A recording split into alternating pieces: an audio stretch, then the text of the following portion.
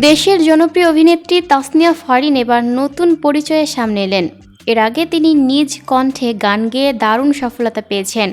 এবার প্রযোজক হিসেবে আত্মপ্রকাশ করে নতুন গান মন গলবে না মুক্তি পাচ্ছে।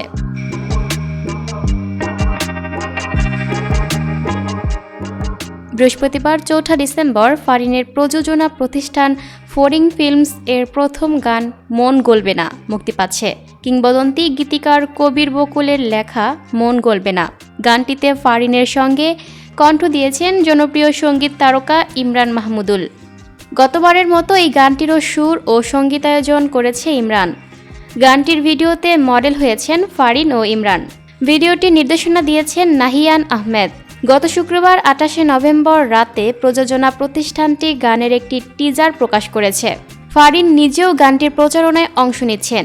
এর আগে সামাজিক যোগাযোগ মাধ্যমে গানের একটি ছবি শেয়ার করে তিনি লিখেছেন, আমার মন ইস্পাতের তৈরি, তাই তোমার জন্য গলবে না।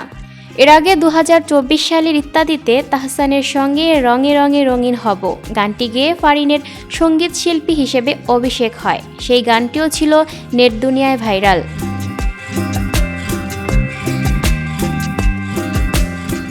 Lucky Akter, up to date news, Dhaka.